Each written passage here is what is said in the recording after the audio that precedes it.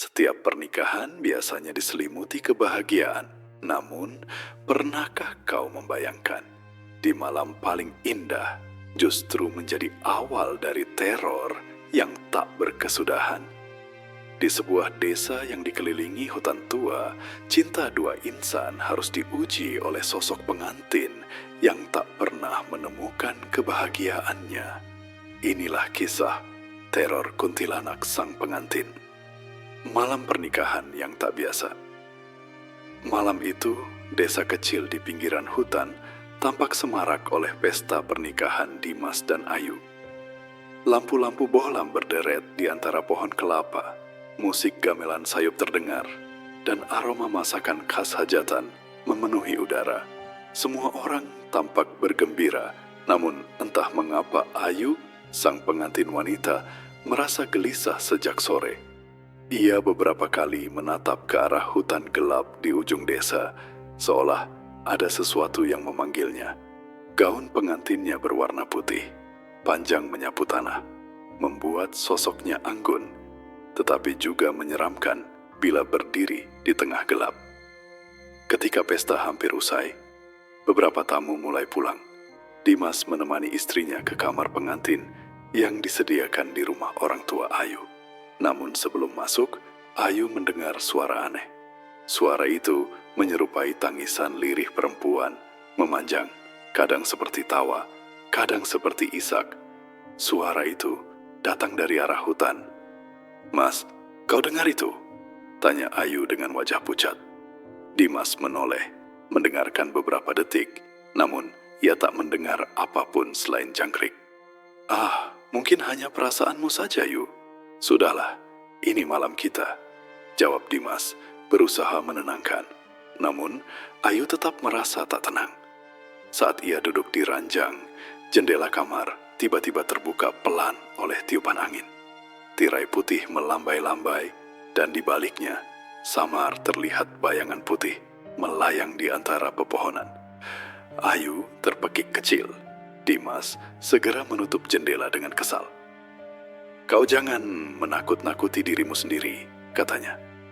Ayu hanya mengangguk, meski dalam hatinya ia tahu itu bukan sekadar bayangan. Sejak remaja, Ayu memang sering diganggu sosok perempuan berambut panjang yang menatapnya dari jauh. Tak lama kemudian, suara itu kembali terdengar. Lebih jelas, "Hihihihi, Ayu!" Suara tawa yang diiringi panggilan namanya. Ayu menutup telinga dengan kedua tangannya. Mas, dengar itu. Dia memanggilku." Teriaknya panik. Dimas terdiam. Kali ini, ia juga mendengar. Wajahnya mendadak pucat. "Astaga, suara siapa itu?" gumamnya. Mereka berdua saling pandang, takut. Pesta sudah bubar, semua orang tidur, dan hanya mereka berdua yang mendengar teror itu. "Ayu, Mas, itu dia. Suara itu sudah lama mengikutiku." Dimas, "Mengikutimu? Maksudmu apa, Yu?" "Ayu, sejak aku masih SMP, ada sosok wanita. Dia selalu muncul setiap aku memakai baju putih.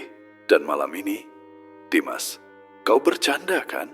Ini malam pernikahan kita." "Ayu, tidak Mas. Dia ingin sesuatu dariku. Aku yakin." Suasana kamar semakin mencekam.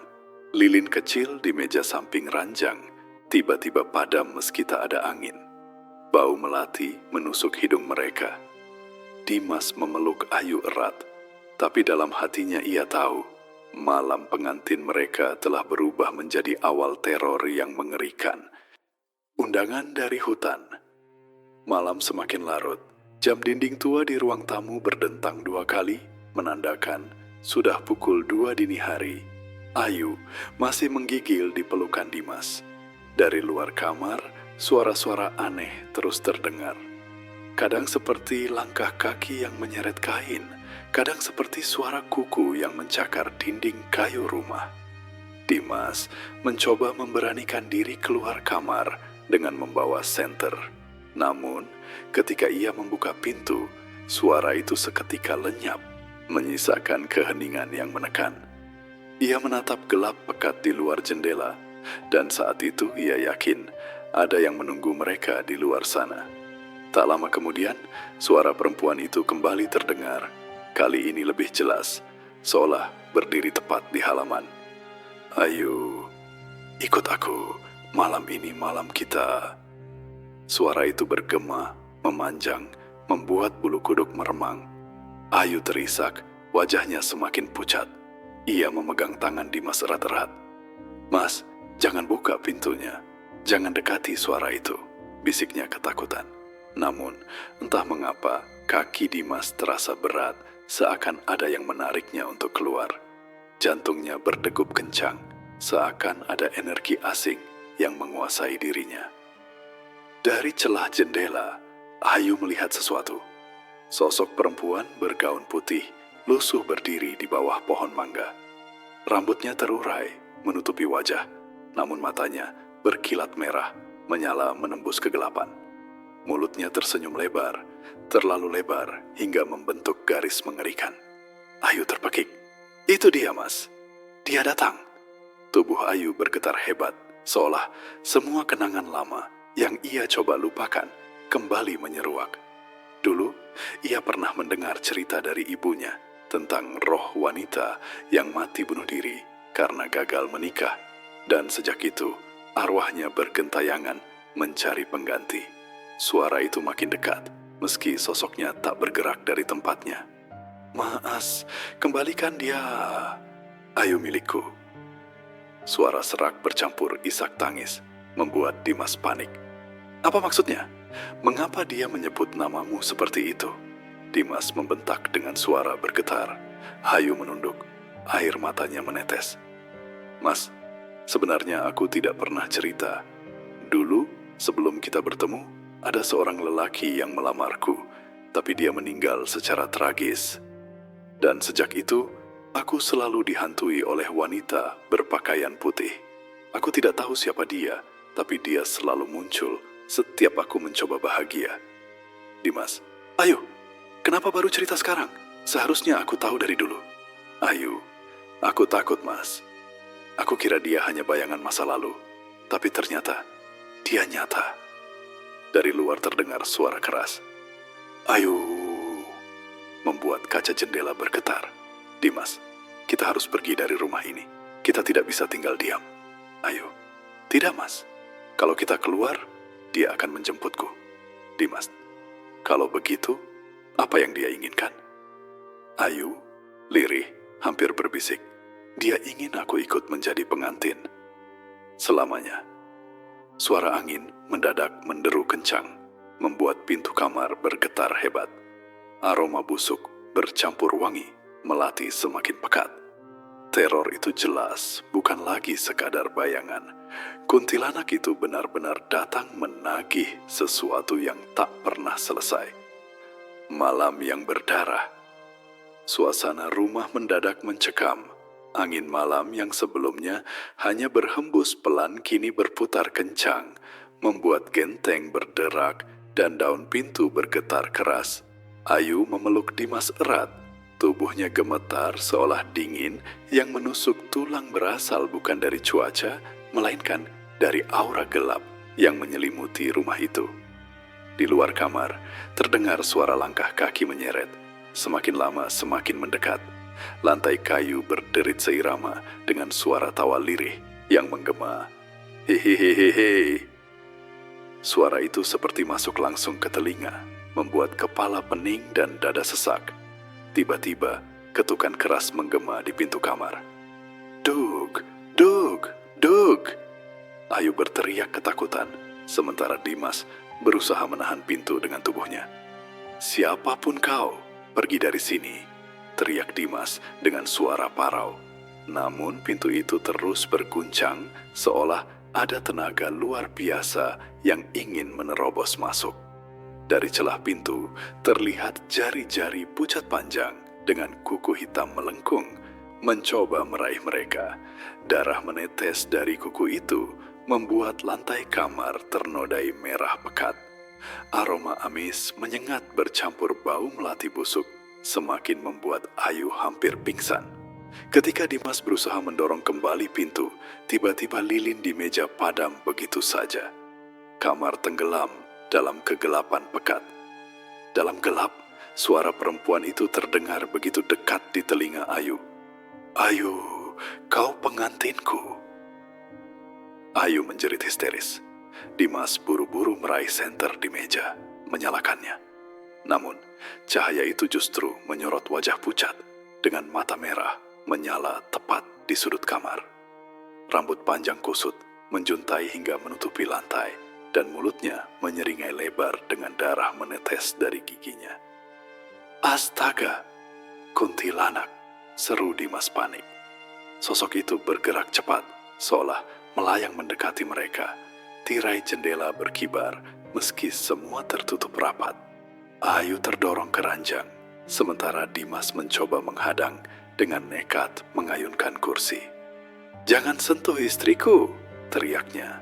Namun kursi itu melayang sendiri dan hancur menabrak dinding. Suara tawa melengking memenuhi ruangan, membuat kaca jendela bergetar hingga pecah. Pecahan kaca beterbangan melukai lengan Dimas. Darah mengalir, tapi ia tetap berdiri melindungi Ayu. Wajahnya pucat, tapi matanya menyala penuh keberanian. "Kuntilanak, dia milikku. Sejak lama, kau hanya perampas." "Dimas, aku suaminya. Kau tidak berhak mengambilnya." "Kuntilanak, dia sudah kujanjikan sejak darah pertama menetes. Ayo, ikut aku." Ayu menangis. "Mas, aku takut. Aku tidak mau ikut dia." Dimas berteriak, "Kalau kau ingin Ayu, kau harus melewati aku dulu." Kuntilanak mendengus. Suaranya berubah jadi raungan panjang hingga membuat lampu bohlam di luar rumah meledak satu persatu. Rumah itu kini dipenuhi aura kematian. Dinding kayu tampak basah seperti dilumuri darah, sementara suara tangisan bayi samar terdengar dari dalam lemari. Ayu semakin terhimpit ketakutan, sadar bahwa teror ini bukan hanya sekadar gangguan, tapi sebuah kutukan berdarah yang menuntut nyawanya. Kutukan sang pengantin. Udara di dalam kamar makin pekat. Suara tangisan bayi semakin jelas, bercampur dengan tawa melengking kuntilanak yang berputar-putar di sekeliling mereka. Dimas memeluk Ayu erat, berusaha menenangkan meski dirinya sendiri gemetar ketakutan. Tubuh Ayu semakin dingin, bibirnya membiru, seolah ada energi gaib yang perlahan menyerap kehidupannya. Di dinding kamar, bayangan kuntilanak itu tampak menari-nari, berubah bentuk dari perempuan berjubah putih menjadi sosok pengantin dengan gaun darah yang robek-robek. Setiap bayangan bergerak, darah menetes dari atap hingga mengenai lantai kayu. Tiba-tiba, suara lirih terdengar di telinga Ayu. "Janji itu belum ditepati, Ayu. Malam ini kau harus menjadi milikku." Ayu terisak dan berbisik pada Dimas. "Mas, aku pernah diberitahu ibuku kalau ada roh perempuan mati bunuh diri karena ditinggal kekasih di hari pernikahannya. Ibuku bilang, dia sering mencari pengganti untuk menemani dirinya di dunia kematian." Dimas menatap Ayu dengan mata melebar. "Jadi, kau pikir kuntilanak itu pengantin terkutuk?" Ayu mengangguk lemah. "Ya, Mas. Dan sekarang, dia menginginkanku." Ketika kebenaran itu mulai tersingkap, pintu kamar terhempas terbuka dengan keras. Angin dingin menyapu masuk, membawa bau melati bercampur amis darah yang menyengat. Sosok kuntilanak melayang masuk, rambutnya menjuntai panjang menutupi wajah. Namun kali ini, gaun putihnya berubah seperti gaun pengantin yang kusam penuh noda darah. Tangannya yang kurus dan panjang menggenggam seikat bunga melati busuk, lalu melemparkannya ke arah Ayu. "Pakai bunga ini, Ayu. Kau pengantinku malam ini." Suaranya berat, bercampur isak tangis. Dimas spontan berdiri menghadang, mencoba mengusir dengan ayat-ayat yang ia hafal. Namun, setiap ia berucap, kuntilanak itu hanya tertawa mengejek. "Doamu tak berarti, manusia. Kutukan ini sudah tertulis sejak lama." Tubuh Ayu semakin lemah, matanya mulai terpejam. seolah ada tangan tak kasat mata yang menariknya keluar dari tubuhnya sendiri. Dimas mengguncang bahunya. "Ayu, bertahanlah, jangan dengarkan dia." Namun Ayu hanya bisa menangis. Suaranya lirih. "Mas, aku lelah. Dia terlalu kuat." "Kuntilanak, dulu aku juga seorang pengantin, tapi aku ditinggalkan, aku dikhianati, darahku menggenangi altar, dan sejak itu aku bersumpah tidak ada pengantin bahagia di dunia ini." "Dimas, hentikan, kau sudah mati, biarkan kami hidup damai." "Kuntilanak, tidak, Ayu harus menggantikan posisiku. Dia akan ikut denganku malam ini."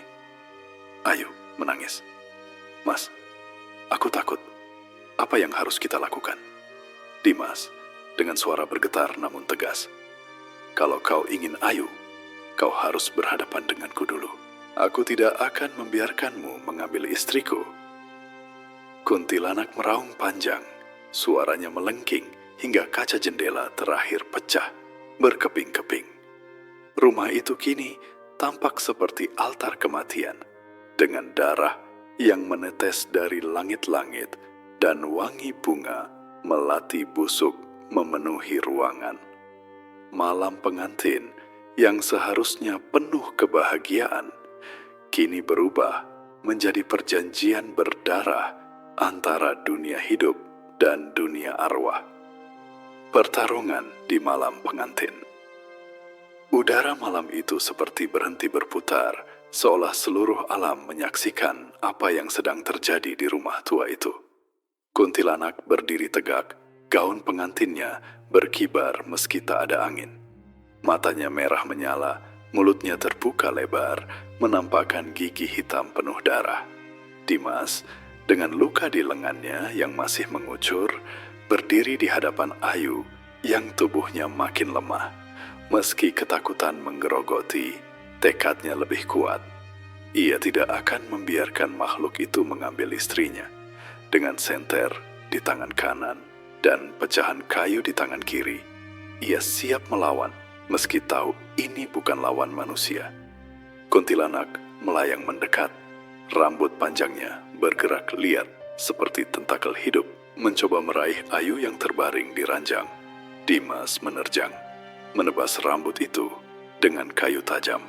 Namun setiap helai rambut yang terputus berubah menjadi asap hitam pekat yang menyelimuti ruangan. Tawa Kuntilanak menggema. "Kau hanya manusia lemah. Apa yang bisa kau lakukan?" Dimas menggertakkan giginya. Darah menetes di lantai, tapi matanya tak berkedip. "Aku mungkin hanya manusia, tapi aku suami Ayu, dan aku akan melindunginya meski nyawaku taruhannya." Teriaknya lantang. Tiba-tiba, tubuh Dimas terhempas ke dinding, seolah ada tenaga gaib yang melemparkannya.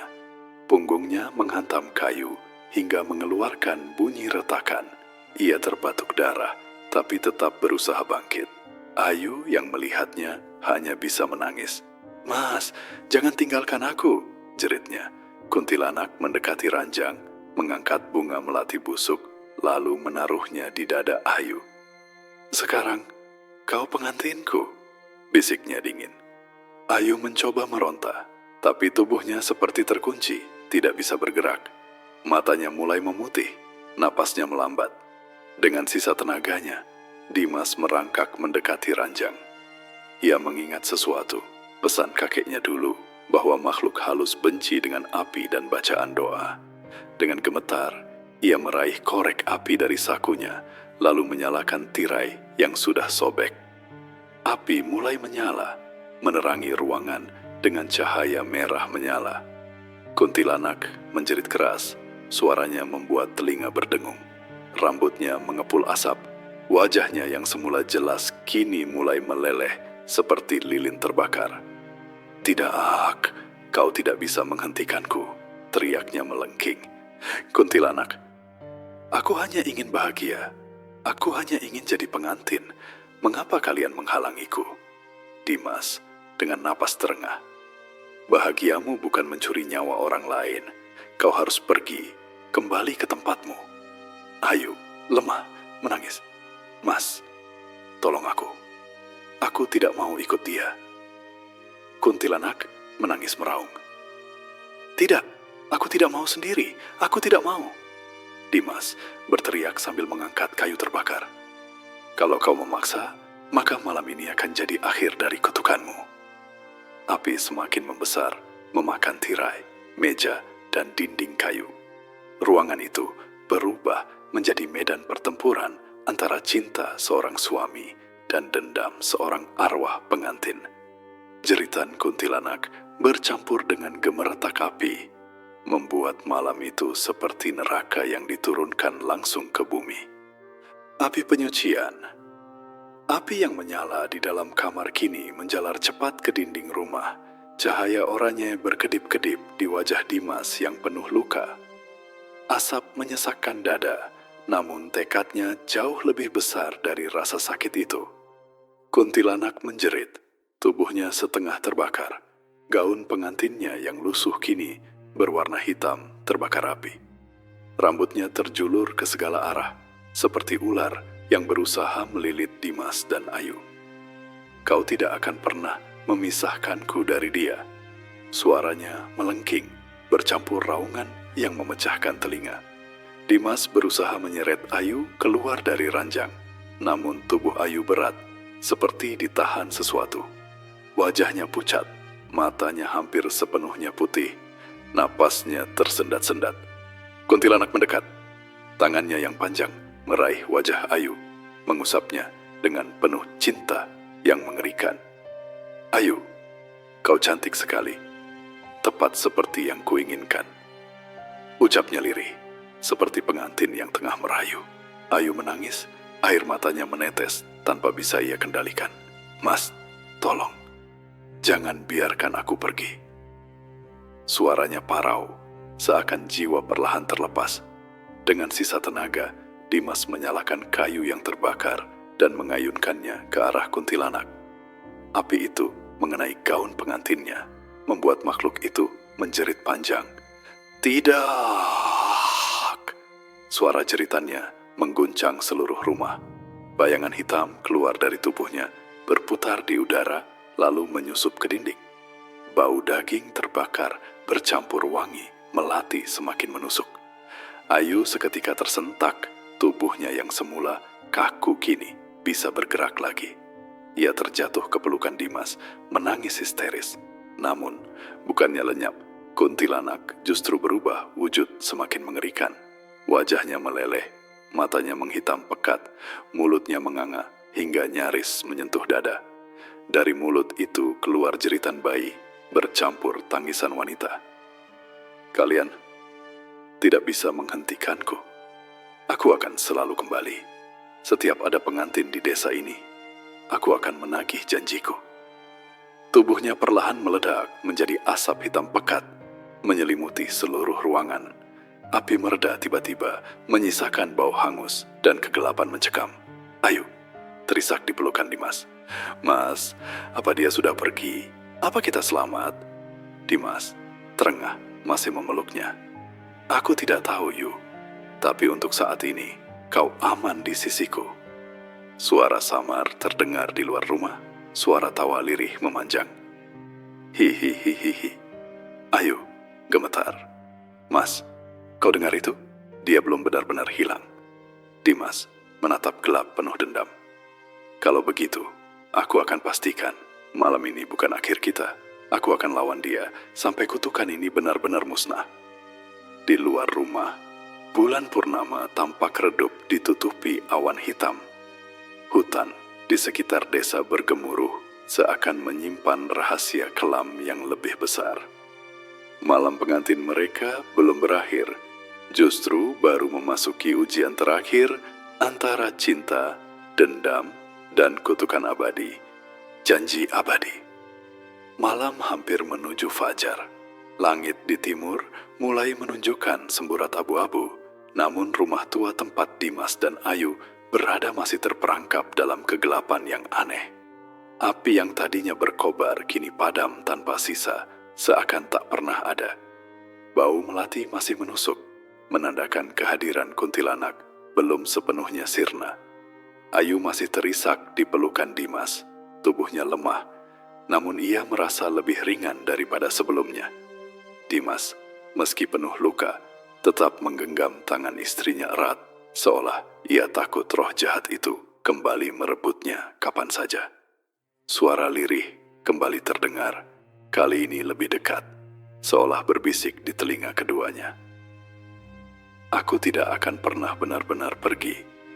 Setiap janji pengantin, aku akan ada di sana, menunggu. Suara itu membuat Ayu kembali gemetar, namun Dimas justru menatap kosong ke arah langit-langit, seakan sedang melawan rasa takutnya sendiri. Jika kau memang masih di sini, dengarkan aku, teriak Dimas lantang, meski suaranya parau. Aku tidak akan membiarkanmu mengambil Ayu sampai kapanpun. Aku bersumpah, kutukanmu akan berhenti di malam ini. Hening sesaat, lalu terdengar tangisan pilu kuntilanak itu. Tangisan yang bukan lagi penuh kebencian, melainkan kesedihan mendalam. Bayangan putih samar muncul di tengah ruangan, kini tanpa wajah mengerikan. Hanya sosok perempuan muda dalam gaun pengantin lusuh. Ia menunduk, memandang Ayu dengan tatapan sendu. Aku hanya ingin bahagia, tapi aku tak pernah mendapatkannya, bisiknya lirih. Ayu, dengan mata berkaca-kaca, menjawab pelan, Kak, aku juga seorang pengantin. Jika kau benar-benar ingin bahagia, lepaskan aku, biarkan aku menjalani hidupku. Sosok itu terdiam, seolah merenungkan kata-kata Ayu. Perlahan, senyum tipis muncul di wajahnya. Bukan senyum menyeramkan seperti sebelumnya, melainkan senyum sedih seorang wanita yang akhirnya menyerah.